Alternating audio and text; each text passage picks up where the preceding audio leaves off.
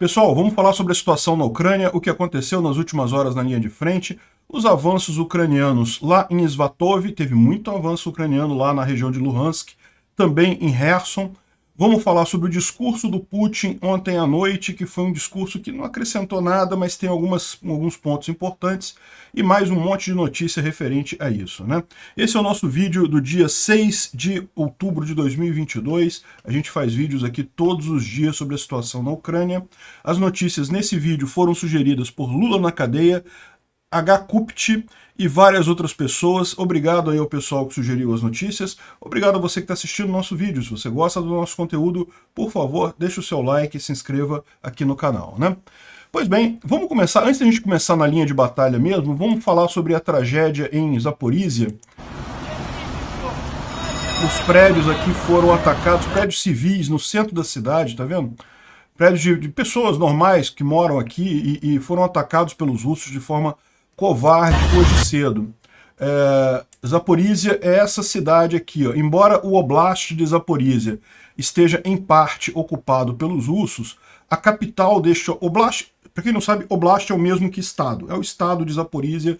Embora esse estado esteja, uma parte dele esteja ocupada pelos russos, a parte sul, a capital do estado, que é Zaporizhia, fica aqui um pouco mais ao norte e ainda é controlada pelos ucranianos. Então, o ataque foi justamente na cidade, foi um ataque no centro da cidade.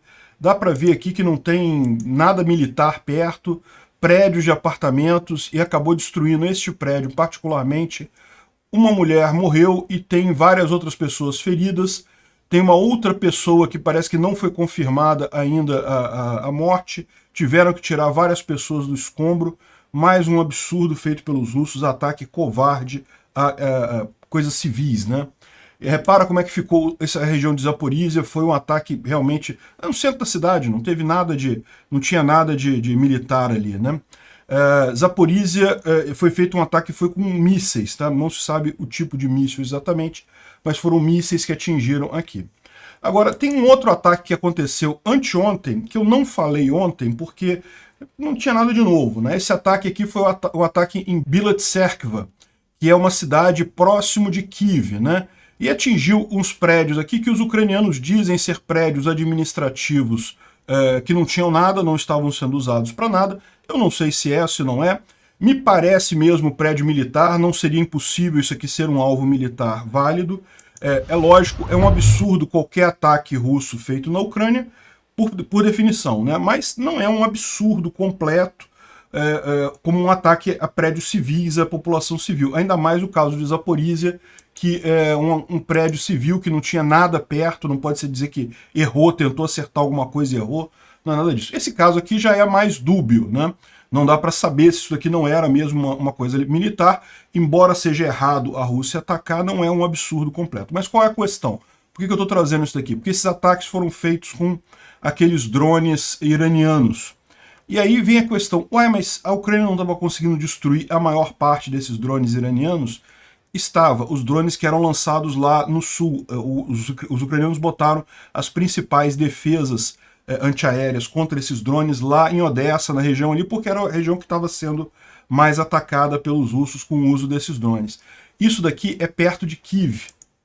Aqui, ó, é onde está essa bombinha aqui, foi o ataque ontem. Kiev está aqui, o ataque foi aqui em Bilatserkva. E a questão é que não veio de Odessa, não veio nessa direção os drones, veio nessa direção. Veio a partir de Belarus. E daí os ucranianos não tinham as defesas preparadas nessa região aqui, né? Enfim, só para explicar por que conseguiram atingir com vários drones iranianos essa instalação aqui, não dá para saber o que é. Realmente, nesse caso aqui, não me parece instalação residencial, mas, segundo os ucranianos, não houve nenhum grande dano significativo com esse ataque, né? Bom, vamos falar agora da linha de frente, porque tem muita novidade, né? A principal coisa é aqui na região leste, né? Já aqui em Luhansk, em que os ucranianos entraram novamente no território de Luhansk, né? Lembra, essa área toda aqui é o Oblast, ou estado de Kharkiv, que foi retomado pelos ucranianos, mas o Oblast de Luhansk, que é esse outro pedaço maior aqui, ainda está, em sua maioria, em poder dos russos, né? E muita gente ficou até receosa, eu fui um que fiquei receoso, ao ver essa divisão aqui bem na divisa do estado ou do Oblast de Luhansk. Será que os ucranianos estão hesitando em entrar no Oblast de Luhansk? Será que os russos botaram uma defesa mais forte ali? E aparentemente não, é só mesmo uma coincidência esse tipo de coisa, tanto que os ucranianos já estão avançando aqui. Eles já tinham retomado Bilororivka, que é uma cidade aqui no Oblast de Luhansk, então Luhansk já não estava totalmente nas mãos dos russos há algum tempo, mas agora também entraram aqui em Makivka e, como é que é o nome dessa outra cidade aqui? Grekivka. São duas cidades que foram retomadas pelos ucranianos aqui nessa região, já dentro do Oblast de Luhansk, né? Já em direção aqui ao Zerebets. Lembra, esse rio aqui é o rio Oskil, que foi durante algum tempo a barreira natural entre o exército ucraniano. O exército ucraniano ficava a oeste do Oskil, o exército russo a leste do Oskil. Já ultrapassamos, os ucranianos já avançaram aqui em vários pontos esse rio Oskil, e agora o próximo rio que faz uma barragem é esse rio aqui, Zerebets. É um rio temporário aqui, que também já foi atravessado aqui em Zarishne. Então, esse rio já está sendo ultrapassado aqui também, mas não deixa de ser uma barreira natural. Certamente os ucranianos têm alguma dificuldade de avançar aqui. De qualquer forma, as cidades a oeste do Zerebets já estão nas mãos dos ucranianos aqui nessa região. A tendência é que consigam também mais para cá, né? E o próximo rio que eles vão ter que atravessar é esse outro rio aqui, que é o Krararika, que é o próximo rio que será certamente usado pelos russos como um obstáculo. E aqui está o grande alvo dos ucranianos num primeiro momento, que é Svatov, o que a gente vai falar agora. A cidade de Svatov é onde os russos estão planejando iniciar a linha de defesa deles. Entre Kremina e Svatov, na verdade eles estão planejando um triângulo defensivo aqui, Starobilsk, Svatov e Kremina. É onde eles pretendem fazer a segurança deles aqui, mas os ucranianos já estão chegando perto. E as informações que a gente tem é que eles estão avançando bastante, né? Veja aqui é o avanço deles em direção a Grekivka e Makivka. Como a gente já falou, essas cidades já foram liberadas pelos ucranianos, eles já estão avançando nesse sentido. E aqui eles falam também, além de Grekivka e Makivka, também Nevsky e Novoliubivka, que são outras cidades aqui nessa região que também já teriam sido... Aqui, o Nevsky é essa daqui, Novoliubivka, eu não encontro... Ah, não, tá aqui, ó, Novoliubivka, é desse lado aqui, já está realmente marcando como liberada. Ou seja, é esse avanço que está acontecendo nessa região aqui, né? E por que esse avanço é significativo? Lembra que a gente explicou que entre Kremina e Svatov tem essa estrada aqui, a P66, que é a principal rota que eles estão usando para abastecer as duas cidades, para ter como manter a segurança das duas cidades. E o objetivo ucraniano, todo mundo já sabe isso, até os militares russos já sabem disso, o objetivo ucraniano primeiro é interromper a P66. Então repara como é que eles estão realmente numa posição aqui muito próxima de chegar nisso. A P66 ela passa logo aqui e eles já estão chegando aqui, já estão do lado de cá do Zerebets e muito provavelmente vão chegar aqui rapidamente nessa nova estrada, né? Esse outro mapa aqui já mostra a estrada como interrompida pelos ucranianos. Existem sim relatos dizendo que os ucranianos já tomaram já tomaram um pedaço da estrada, ou seja, os russos já não podem usar mais essa estrada para suprimento aqui, e na verdade eles estão conseguindo avançar aqui para dentro, justamente porque eles querem atingir as cidades por lugares menos fortificados, né? Os russos certamente prepararam-se para uma defesa a oeste, tanto em Svatov quanto em Kremina. O ideal seria chegar por sul, norte, ou talvez até pelo leste, né, pelo outro lado, para pegar eles com uma defesa menos construída. Então, segundo estão dizendo aqui, é muito provável que a Ucrânia tome Svatov e Kremina no início de novembro, ou seja, a gente está falando ainda de algum mês. É lógico, como vocês sabem, essas cidades são cidades relativamente grandes, já estão em poder dos russos há algum tempo, então não é algo fácil de tomar, mas tudo está caminhando para esse tipo de coisa. Segundo ele está dizendo aqui, 20 mil ucranianos estão frente de batalha aqui para retomar essas duas cidades, né? E a grande coisa que tem aqui, isso todo mundo sabe, é que uma vez destruída essa frente aqui, vai ter muito pouco que os russos possam fazer para impedir a retomada de toda essa parte norte aqui do Oblast ou estado de Luhansk, né? Aí vai ser uma questão de conseguir tomar a cidade de Luhansk mesmo. Se vão conseguir isso ou não, a gente não sabe. Agora, como a gente falou no último vídeo, a impressão que dá é que Putin realmente resolveu sacrificar essa parte aqui, seja porque é uma área que ele considera menos estratégica, seja porque é uma área que ele acha que consegue tomar com facilidade depois, mais adiante.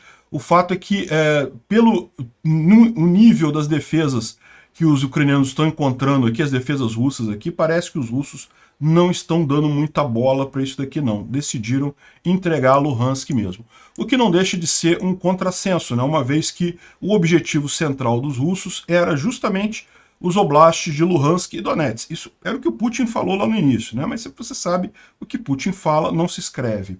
Bom, além dessa questão aqui, os ucranianos continuam defendendo a posição aqui em Bakhmut, os russos continuam tentando avançar aqui. Aí você fala, poxa, qual o sentido dos russos tentarem avançar aqui se eles estão deixando os ucranianos avançar aqui em cima? Pois é, não faz sentido nenhum. A questão toda é, essa área aqui, quem cuida dela é o exército russo e o exército da, entre aspas, República Separatista de Luhansk. Eu digo entre aspas porque isso nunca existiu, nunca teve movimento separatista na Ucrânia nessa região. Então, são esses soldados que mantêm essa área aqui, enquanto aqui em Bakhmut, Popasna e Bakhmut, essa região aqui, são os guerrilheiros do Grupo Wagner, né? O Grupo Wagner é um grupo mercenário que é ligado ao Putin diretamente, via o Prigozhin, que é um amigo do Putin, e eles estão fazendo a coisa deles. É isso que chegou essa guerra para os russos, né? Não tem mais essa coordenação. Cada um faz a sua parte, não tem esse negócio de um ajudar o outro, ver o ponto estratégico da coisa. Enfim. Então, o Grupo Wagner continua tentando avançar em Bakhmut, mas não tem conseguido grandes avanços, não. Está sendo contido pelos ucranianos aqui. A gente vai falar mais adiante sobre a questão de Zaporizhia, tá? Porque parece que tem novidades aqui também. Mas o outro lado em que os ucranianos estão conseguindo avançar bastante é aqui na região de Kherson, em que eles liberaram mais 3 cidades ontem. Aqui, a região de Kherson, como vocês sabem, os ucranianos iniciaram uma grande contraofensiva outro dia. Então, eles tinham uma contraofensiva já vindo nessa estradazinha aqui, que é a T-2207, nesse sentido aqui. E daí eles começaram uma outra nessa T-0403, que foi liberando um monte de coisa aqui, foram avançando bastante, e todas essas cidades aqui, toda essa área azul ou cinza aqui, né, ela estava na mão dos russos até coisa de 3 dias atrás, né, tudo foi liberado pelos ucranianos recentemente, e essas cidades aqui foram liberadas ontem particularmente. Os russos continuam retrocedendo, tá? Eles estão aqui em Milov, nessa cidadezinha aqui nesse momento. Essa área aqui, embora esteja marcada como branca aqui, dizendo que não tem controle de nenhum dos dois lados, na verdade a gente sabe que está havendo sim batalhas aqui, os ucranianos estão avançando, a situação aqui é de avanço dos ucranianos, mas mais do que isso, tudo indica que os russos já perceberam que não vão conseguir segurar essa ofensiva ucraniana e já estão se preparando para fazer a defesa de Nova Kakhovka, é o que a gente vai mostrar aqui, né? Antes disso, houve uma série de ataques ucranianos durante a noite em Kherson. Então teve várias bombas aqui ucranianas em Kherson, justamente para atingir hotéis. Parece que teve um hotel onde ficavam os oficiais graduados, os coronéis e coisa e tal, e daí morreu inclusive o chefe da Guarda Nacional Russa que estava lá em Kherson, e mais vários outros quartéis, várias outras acomodações em Kherson foram atacadas também essa noite. Esse daqui é uma mensagem no Telegram russo, de um russo que está em Nova Kakhovka, e ele diz aqui que eu digo que a situação na nossa direção é, como é que eu vou dizer aqui, completamente fodida, uma tradução, e o que diabos está acontecendo é um mistério para mim, ou seja, o cara está completamente sem noção do que está acontecendo, e a situação está muito ruim lá em Nova Kakhovka, né? E uma informação que a gente falou ontem sobre Snihurivka, que é Snehurivka? Snehurivka é essa cidade aqui, é a cidade mais ao norte que os russos ainda mantêm controle sobre ela. É uma cidade relativamente grande e é uma cidade que é crucial por conta de tráfico de trens. A gente vai falar sobre isso daqui a pouquinho. E Snehurivka, os ucranianos têm tentado tomar ela há algum tempo e os russos defenderam bem a cidade, mas parece que os comandantes todos abandonaram a cidade. Comandantes russos fugiram em direção a Nova Kakhovka e as forças ucranianas estão tentando cercar totalmente a cidade. Então, ou seja, a questão toda aqui é, os ucranianos eles já estão aqui, ó. Então, eles conseguem, já estão desse lado de cá do Ingulets, esse rio aqui é o rio Ingulets, eles já estão nessa margem direita do Ingulets, desculpa, esquerda do Ingulets, o rio ele flui nessa direção aqui para baixo, né? Então, a margem esquerda do Ingulets, os ucranianos já estão aqui, então é muito fácil eles fazerem aqui um cerco completo na cidade e isolar as tropas aqui. Por este motivo, provavelmente os comandantes russos já vazaram. E quando chega nessa situação, é muito difícil a cidade ser defendida por mais muito tempo, né? Bom, e aí tem uma questão sobre a importância de Snehurivka, que é a questão das linhas férreas, né? Como a gente já falou, os russos dependem muito de linhas férreas para abastecimento de munição, de comida, de tudo, né? Eles usam muito trem, isso é uma característica até histórica dos russos. E olha que coisa, aqui é Nova Kakhovka, aqui é Kherson, nenhuma das duas cidades tem acesso ao outro lado do Dnipro, mas aqui em Nova Kakhovka, como tem aquela represa, a represa não pode ser totalmente destruída, os russos ainda conseguem mandar alguma coisa para o outro lado, ainda tem alguma logística funcionando aqui. A gente falou sobre esse problema, né? A estratégia dos ucranianos era justamente isolar as tropas russas aqui na margem direita do Dnipro e conseguiram isso. Em tese, os 25 mil soldados russos que estão ali, eles precisariam de 4 mil toneladas diárias de suprimentos. O máximo que os russos estão conseguindo passar é 1.200, 1.300, então a situação está deteriorando rapidamente, mas alguma coisa ainda passa aqui por Nova Kakhovka. Agora, olha só, essa linha azul aqui é a linha férrea. Repara que não existe uma linha férrea direta de Nova Kakhovka para Kherson, porque justamente tem o rio Ingulets aqui, tem um monte de outros riozinhos menores aqui. Então o que eles fizeram? Existe uma linha férrea que vai de Nova Kakhovka até Snehurivka e de Snehurivka para Kherson. Essas linhas é que os russos estão usando para abastecer Kherson. Conseguem passar a maior parte das coisas aqui pela represa, vão até Snehurivka e descem para cá. Com Snehurivka caindo, vai ser mais um baque na logística russa ali em Kherson, né?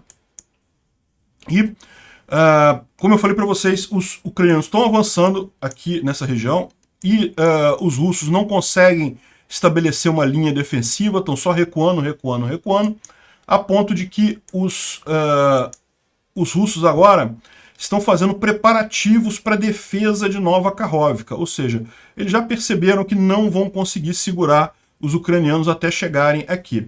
E se você olhar um mapa aqui de Nova Kakhovka, ela tem algumas defesas naturais que, de certa forma, facilitam a defesa da cidade. Tem um rio aqui, um reservatório aqui nessa região que pode proteger do lado de cá.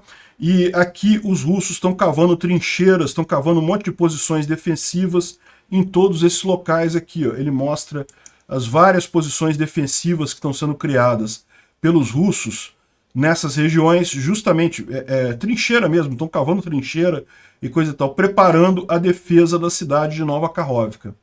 Ou seja, como a gente falou, não tem nada que os russos possam fazer, estão segurando, lógico, evidentemente, os ucranianos, mas não tem nada que possa fazer eles pararem. Então eles devem ir até o rio Ingulets aqui, que é esse rio aqui. Toda essa área deve ser tomada durante essa ofensiva ucraniana nas próximas semanas. Aqui em Nova Kakhovka, os russos vão tentar resistir. Por quê? Se os ucranianos tomarem Nova Kakhovka, aí eles podem usar a ponte para atravessar. Na verdade, eu estou falando Nova Kakhovka, mas Nova Kakhovka é do lado de cá, na margem esquerda do rio Dnipro, né? Aqui na margem direita é Kozatsky. É porque é a mesma cidade, na verdade, dividida por um rio, né? Eles estão defendendo aqui Kozatsky, que é a mesma coisa que defender Nova Kakhovka, né? Porque se os ucranianos conseguirem usar a represa para chegar para cá, eles vão ter uma possibilidade muito grande de avançar aqui nessa parte sul da Ucrânia, porque justamente não é a linha de frente, os russos não têm defesas montadas significativas aqui. Estão fazendo a defesa justamente aqui em Nova Kakhovka e muito provavelmente com o abandono de Snihurivka, eles vão acabar tendo que colapsar a defesa aqui também ao redor de Kherson, né? Os ucranianos também estão avançando nessa direção, em direção à cidade de Kherson, que é a capital do estado de Kherson, né, da região de Kherson, e provavelmente também eles vão fazer uma defesa aqui, uma linha defensiva, usando esse rio aqui, provavelmente como parte da defesa, e fechando aqui o máximo que eles puderem a cidade em si. O Arestovich, ele fez uma live ontem falando sobre como é que está a guerra. O Arestovich, vocês sabem, a gente fala sempre sobre ele aqui, é um consultor lá do Zelensky nesses termos militares, é alguém que tem conhecimento interno, um pouco mais conhecimento do que a média das pessoas, né? Então, ele está falando que lá em Svatov e Kremina, os ucranianos fizeram uma pausa para recuperar reservas e devem continuar bem logo em seguida, né? Como a gente falou, eles tomaram algumas poucas cidades aqui, mas realmente, se você reparar, em termos do que eles estavam avançando ontem, eles deram uma avançada um pouco menor. Desculpa, o que eles vinham avançando nas últimas semanas, eles deram uma avançada um pouco menor ontem, né? Em Kherson, ele fala que a Ucrânia liberou uma parte significante dos territórios ocupados, né? E que a linha de batalha está reduzindo de 200 km para 140 km, o que facilita o trabalho dos ucranianos. Eles conseguem uma pressão maior. Aí você pensa, poxa, mas os russos também conseguem concentrar as tropas, né? A questão é, as tropas russas estão sem munição, com pouca munição, com pouco esforço, com pouco apoio aéreo, com pouco de tudo. Então, no final das contas, essa concentração russa não ajuda tanto assim, né? Ele fala aqui que uma vez que a primeira linha de defesa é quebrada lá, é fácil para seguir à frente e diminuindo essa área da russa ali na margem direita do Dnipro, né? Ele fala sobre o hotel lá em Kherson, que tinha oficiais de alta patente e membros do FSB, que é o Serviço Secreto Russo, né, a KGB, a antiga KGB, e fizeram mais um monte de ataques lá, aqueles ataques que a gente falou. A questão dos drones em Bilat-Serkva, que justamente a gente falou antes, que veio de Belarus e não lá do sul, né?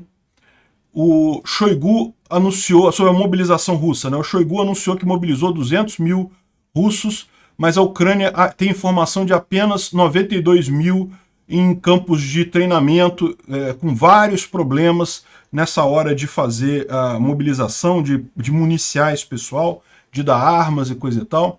Que até os oficiais russos estão com dúvidas sobre a habilidade de criar realmente forças operacionais aí. Mesmo se eles recrutarem 17 milhões de russos, não vai mudar muito no campo de batalha, né? Temos um novo recorde para morte de recrutado no campo de batalha, foi 4 dias, ou seja, alguém que foi recrutado nessa leva nova, que já foi colocado na linha de frente e já morreu em 4 dias. Realmente um tempo particularmente preocupante, né?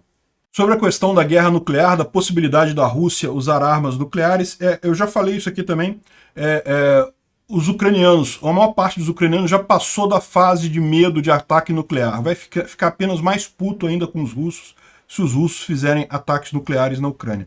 É aquilo que eu mencionei para vocês, essa história de que jogar uma bomba nuclear acaba a guerra, não é verdade. A bomba nuclear acabou a Segunda Guerra porque o Japão já tinha perdido a Segunda Guerra. A Ucrânia está muito longe de perder essa guerra, ao contrário, está ganhando essa guerra. E a revolta entre os cidadãos ucranianos é enorme. Se o Putin jogar uma bomba nuclear lá, vai matar um monte de gente? Vai matar um monte de gente. Não vai matar a população toda da Ucrânia, que vai continuar ainda mais puta contra o Putin, ainda mais forte nessa guerra, né? Os ucranianos já estão discutindo abertamente questões de segurança e médicas em caso de ataque nuclear, não estão preocupados propriamente dito. Estão só se preparando, lógico, se preparar é importante, mas ninguém está preocupado, né? Ele fala que lá na região de Kherson, os soldados capturados perderam 10 a 15 quilos, estão meio com olhos vidrados, né? Absolutamente não confiam no comando e não conseguem comunicação há 3 dias. Ou seja, o que eles estão dizendo é aquilo que é o objetivo dos ucranianos mesmo. Os soldados russos que estão lá em Kherson estão completamente sem condições de combate, e é por isso que aquela frente ali está avançando tão rápida, né? Bom, tem uma outra informação aqui do Igor Strelkov, dizendo que as Forças Armadas ucranianas colocaram mais armas ainda na região de Zaporísia, durante todo esse período, o que eles chamam de operação especial, né? Guerra, né? A invasão da Ucrânia pela Rússia. Eu estou esperando uma ofensiva das Forças Armadas da Ucrânia nesse fronte há um longo tempo, né? A gente tem falado sobre isso. Aqui em Zaporísia é um ponto central que os ucranianos muito provavelmente vão fazer alguma coisa, né? Eles já vêm acumulando tropas aqui há bastante tempo, armas inclusive, e sabem que está no melhor momento para fazer isso agora. Por quê? Como eu falei, os recrutas russos vão mudar essa guerra? Não, não vão mudar essa guerra, mas vão dificultar um pouco. Ter mais gente já dificulta um pouco o trabalho dos ucranianos. É melhor fazer isso agora, enquanto os russos estão no campo de treinamento, estão se preparando, e já deixar cortada essa ligação aqui entre Donbás e Kherson. Em que momento que os ucranianos farão isso? Não dá para saber. Mas o pessoal está com medo justamente de um avanço nessa direção aqui em Melitopol, porque aqui você corta praticamente todas a malha ferroviária, toda a malha rodoviária. Ainda tem alguma estradazinha passando aqui pelo sul? Tem, mas é estrada pequena. É coisa que não dá para usar para grandes deslocamentos de tropa ou grandes deslocamentos de arma, né? Tá vendo aqui? Tem uma estradinha aqui, mas é estrada muito pequena. Então, se você atingir Melitopol, e não é uma distância muito grande aqui, você atinge Melitopol, você consegue basicamente bloquear dividir esse pessoal todo aqui dos dois lados, né? O lado de Donbás e o lado da Crimeia e do sul da Ucrânia aqui. E hoje a gente teve informação de várias explosões lá em Melitopol. Não tem muito detalhe sobre o que aconteceu, mas da mesma forma que os ucranianos têm feito ataques à cidade de Kherson para enfraquecer as tropas russas ali, eles também estão enfraquecendo aqui em Melitopol, né? O Instituto para Estudo da Guerra, ele fala uma série de coisas aqui, mas a maior parte a gente já mencionou.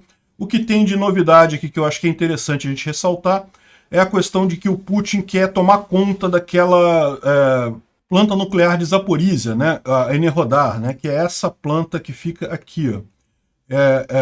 Fica no Oblast ou estado de Zaporísia, mas fica na área que está tomada pelos russos, foi invadida logo no início da guerra. O Putin está querendo oficialmente passar ela para a Rússia ser dona dela.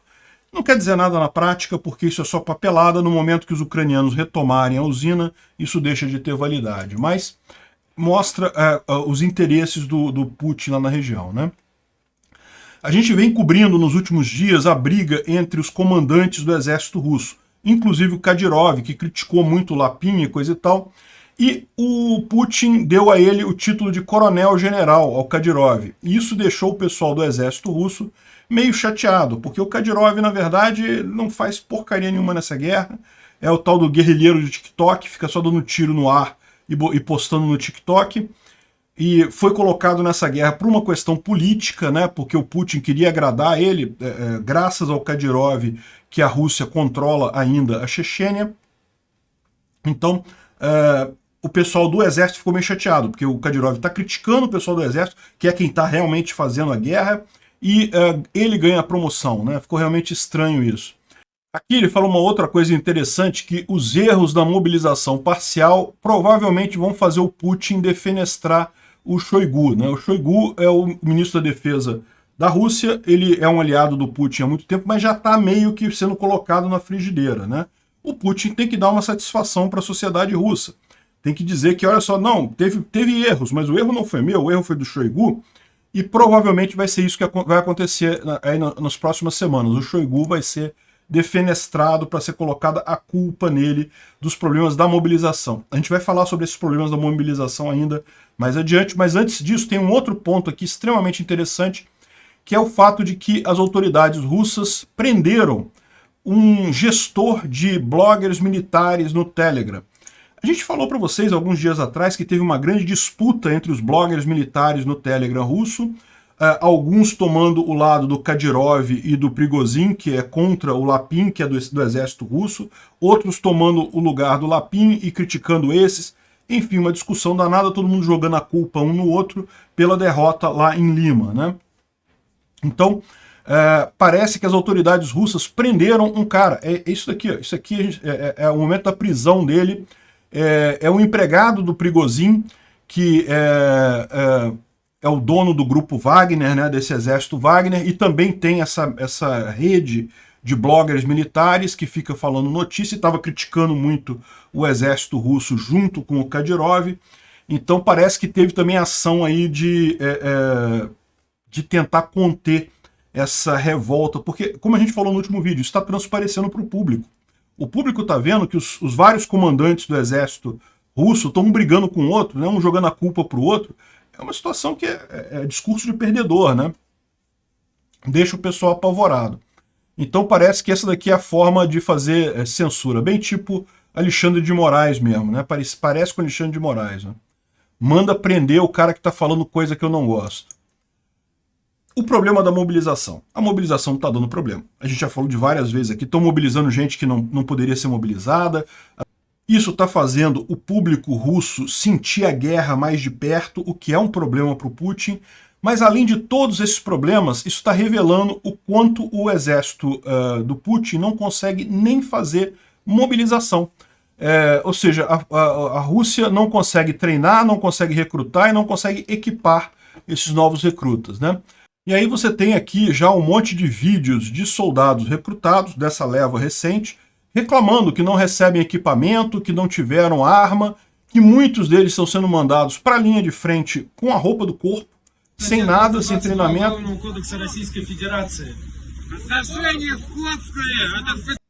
Os oficiais nos tratam como gado, ninguém nos dá informação, zero treinamento. Temos que arrumar comida, comprar comida por nós mesmos. Gastamos um monte de dinheiro apenas para comer. E não temos munição. Recebemos um kit de combate, ou seja, munição, mas apenas parece que foi coisa encontrada do lado de fora da unidade, nem funciona. Tem pessoas mentalmente instáveis entre nós. Não tem nenhuma comissão médica. Enfim, dá para entender o problema. O pessoal está começando a perceber a roubada. E esse pessoal aqui é quem está sendo mandado neste momento para a linha de frente. Ou seja, não é para treinar, não. Eu poderia dizer, né? Tudo bem, estão começando agora, vão para o campo de treinamento para ser treinados e coisa e tal. Não, esse pessoal aqui já está indo para a linha de frente. Não é só isso, não. Olha só, outra revolta de soldados lá na Rússia, o cara gravando, falando que as armas são equipamentos dos anos 70, 80, que nada funciona, e que todo mundo está com temperatura. Olha só, ele mostra o termômetro aqui, está com febre, né? Todo mundo está com febre, pneumonia, pessoas estão doentes, e a gente está entrando no inverno lá, né? A maior parte não tem helmets, não tem capacetes, não tem colete, ou seja, mais um monte de gente reclamando aqui num trem, indo também para a frente de batalha. Esse pessoal aqui não está indo treinar, não, eles já estão indo para a frente de batalha. E tem um outro caso aqui que foi reportado no Reddit, do pessoal reclamando que todos os recrutas estão com Covid nesse Echelon dele, né? Echelon é um grupo, né? Um grupo que está indo lá para frente de batalha. O cara falando aqui que está todo mundo com Covid e estão mandando eles para frente de batalha também. O outro cara lá do trem estava falando que o pessoal estava com febre, então pode ser que seja a mesma coisa. Enfim, parece que a situação da mobilização não está muito boa, né? E o ponto que está levando isso no final das contas é isso daqui, ó. Olha que bacana esse vídeo do pessoal russo se rendendo aos ucranianos, né? Um monte de soldados russos tem feito isso lá na frente em Kherson, um tanque com bandeira branca, e daí os caras... Isso é tudo pré-combinado, tá? As pessoas antes entram em contato avisando, olha, nós vamos nos entregar em tal localização e coisa e tal, e daí eles saem sem armas para justamente, né, não ameaçarem os ucranianos e se entregam. Aí são revistados, evidentemente, tem que ser revista, né? Porque pode ser um golpe, né? Pode ser os russos tentando fingir que estão se entregando e acabar atacando os ucranianos. Olha só, tem vários vídeos desse rolando na internet, tá? De russos se entregando, né? e inclusive esse daqui russos que se renderam ou que foram capturados. Os ucranianos nunca dizem aí o que se rendeu, o que foi capturado, porque, lógico, isso poderia complicar a vida dessas pessoas aí na Rússia, né? E lá em Kherson isso aí é uma coisa maravilhosa, porque, lembra, os russos estão até perdendo peso por conta de falta de suprimento lá em Kherson. O pessoal recebe eles com café da manhã aí bacana lá. Para quem está passando fome, certamente isso daí é uma maravilha, né? Evidentemente que isso aqui tem um pouco de propaganda ucraniana também, né? Lógico, eles estão querendo fazer com que os russos se entreguem. É melhor para todo mundo, é melhor para os russos, eles não têm condições de lutar mesmo. Melhor se entregar e resolver isso mais rápido. Os ucranianos têm feito tudo para evitar esse tipo de... problematizar a rendição. Quem se rende é tratado bem, é recebido. Talvez não tão bem quanto aparece no vídeo aqui de propaganda, mas certamente é recebido bem dentro da Convenção de Genebra, né? E, inclusive, existe um pedido feito pelos ucranianos avisando que os oficiais russos que pretenderem se entregar com sua tropa inteira, existem procedimentos para isso também, que eles podem chamar a hotline ucraniana para rendição, né?